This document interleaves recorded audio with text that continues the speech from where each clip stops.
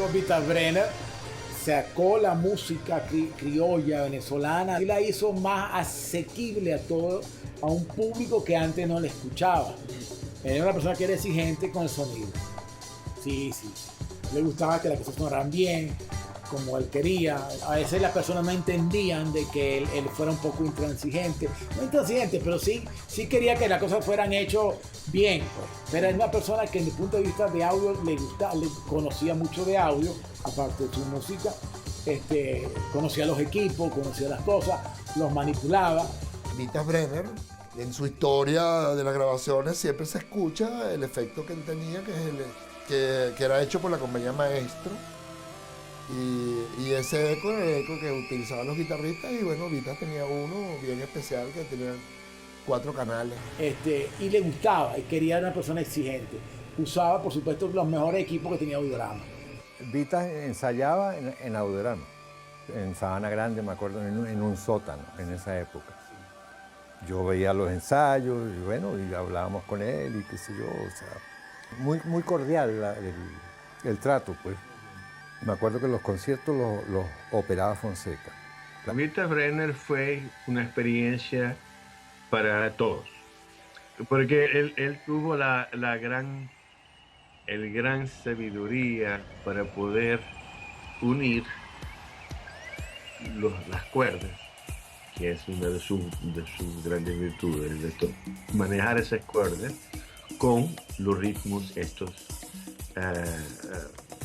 venezolanos, o sea, los ritmos negroides venezolanos.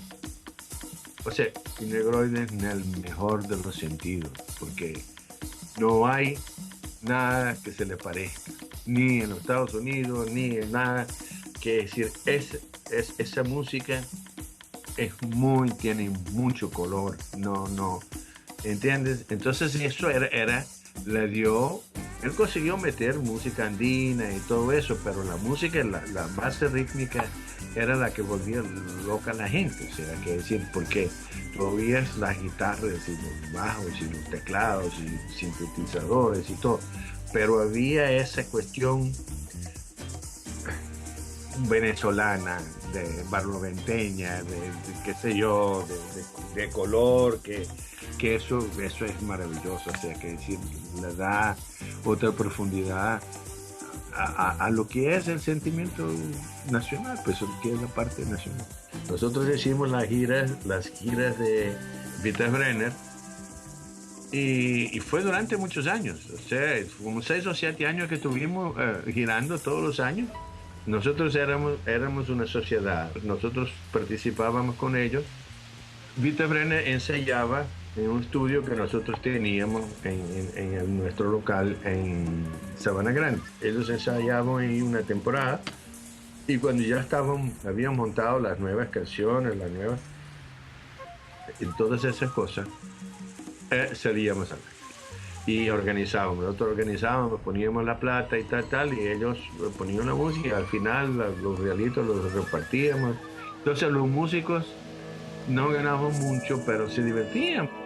Vitas Brenner tuvo la suerte o la fortuna de trabajar con una empresa que fue Audiorama.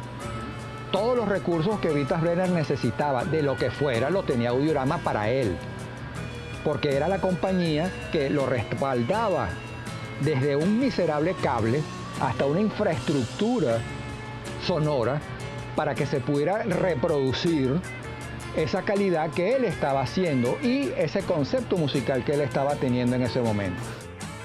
Con Vitas, nosotros sí estrenamos muchas cosas con ellos y inventamos muchas cosas a nivel de microfonía.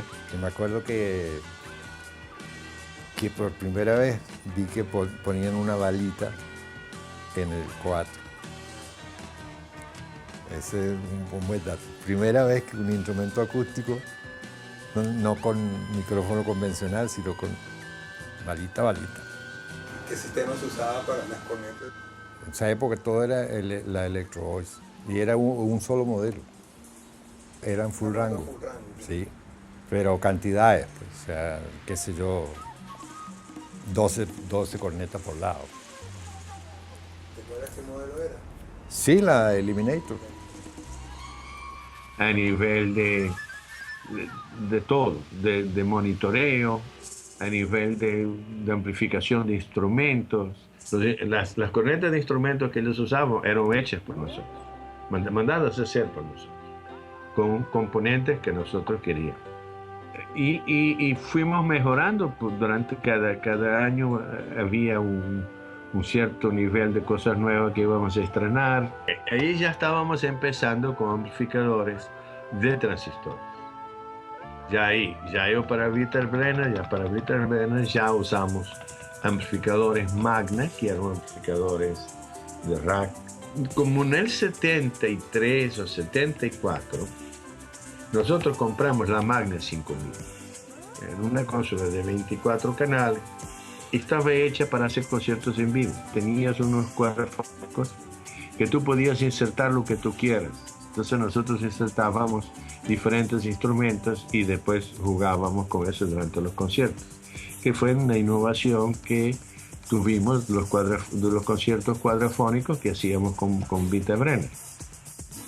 Hicimos eso, hicimos la grabación, del cual después se sacó el disco, que fue el primer disco realmente grabado en vivo la ofrenda de Vita Brenner. Ofrenda en el aula magna, yo monté el spliteo, monté la microfonía y fui el operador de grabación. O sea, en una máquina A3340 TEAC. Esa fue la primera grabación que se publicó de un grupo en vivo en Venezuela.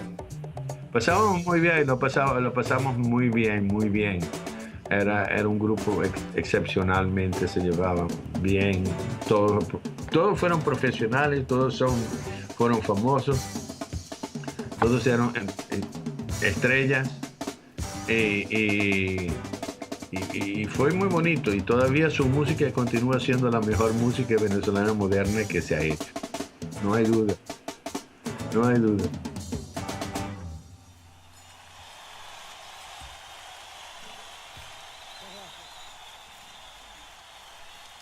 Buenas tardes. ¿Cómo están ustedes?